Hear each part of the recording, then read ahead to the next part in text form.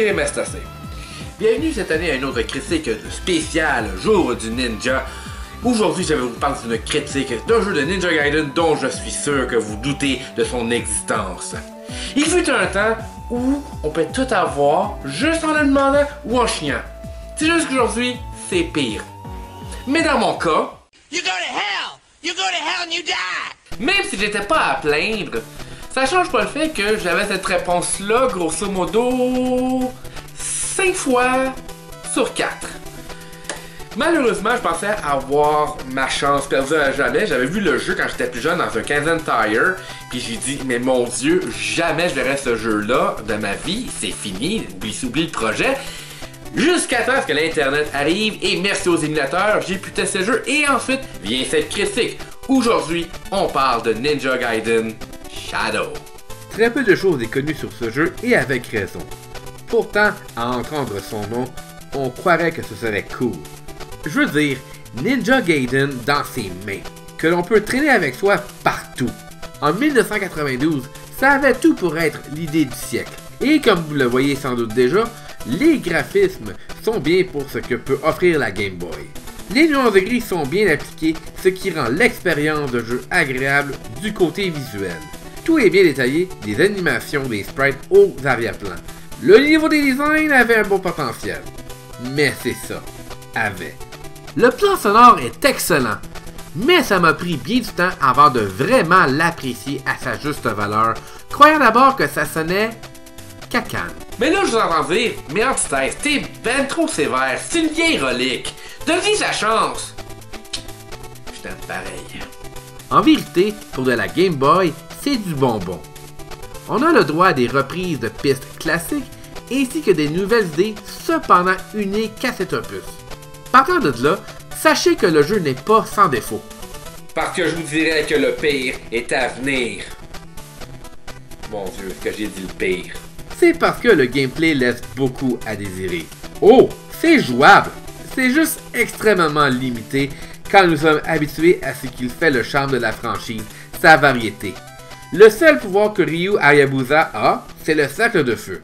Les autres, comme les divers shurikens, le cercle protecteur, disparu, grimper les murs, balancé par la fenêtre, remplacé par un crochet qui lui permet de s'accrocher et traverser par le plafond, d'accord, mais sinon c'est coups d'épée, cercle de feu, saut, répété.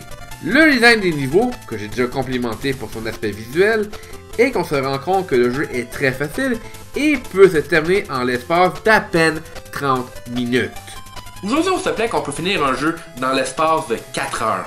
Alors imaginez-vous dans ce temps-là, payer 40$ pour un trip de 30 minutes qui avait à peine de rejouabilité. C'est ce que j'ai appris en y jouant sur un émulateur certes, mais quand même. 5 stages, facile parce que le rythme est tout de même lent, alors on peut plus voir facilement à l'avance les coups de vos adversaires. Il ne va pas sans dire que certains combats de boss sont intéressants. Je reproche cependant le fait qu'il n'y ait pas de barre d'énergie des boss. Oui, comme dans Castlevania, et, je sais pas moi, les Ninja Gaiden originels? Mais c'est quoi toutes ces bizarreries? C'est parce qu'originellement, Ninja Gaiden Shadow n'était pas un jeu mettant en vedette Ryu Hayabusa. Pardon? Vous m'avez bien compris, cher public averti, ce jeu n'était pas censé être un Ninja Gaiden dès le départ.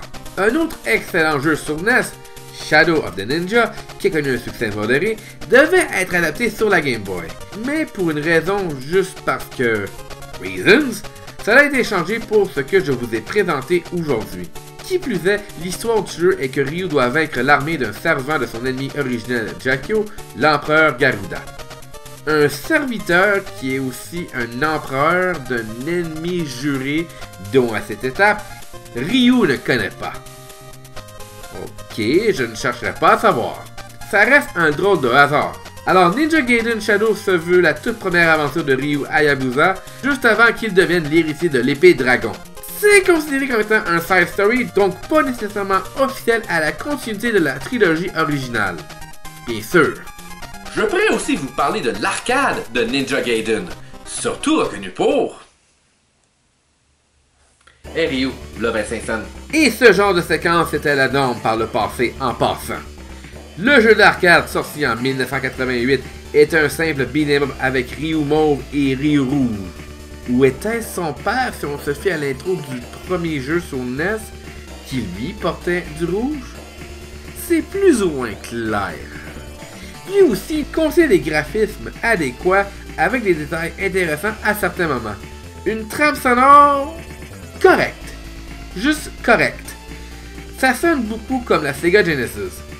Des contrôles un peu stiff sur l'arcade, quoiqu'il y avait des prises que l'on peut exécuter. On peut même détruire des objets, soit pour obtenir des bonnies, soit pour que vos ennemis subissent plus de dommages alors que vous les projetez vers eux. Par l'entremise d'un power-up, on peut utiliser l'épée. Mais pas de magie ninja. Ninja Logic.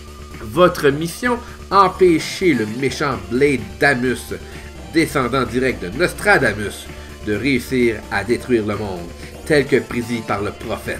Donc, vous devez terrasser les membres de son culte qui inclut des Jason Voorhees, des luchadors, des motards, des ninjas et d'autres ennemis qui ont été rejetés par les vilains de Double Dragon. Hey, minute! Ce serait pas les Road Warriors? Et une réédition d'Iron Man de Black Sabbath? Dommage que dans la version disponible sur Wii, la chanson soit retirée. Blade Damus lui-même est...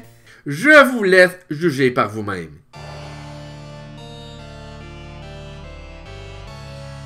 Et que faites-vous lorsque vous finissez le jeu? Eh bien, vous retournez sur votre trône comme un boss.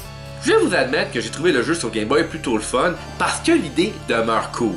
Quant au jeu d'arcade, il est disponible sur la Wii par l'entremise de la Wii Shop, donc la Wii originale. Maintenant, les amis, préparez-vous, car arrivent enfin les 12 jours de Noël des accros!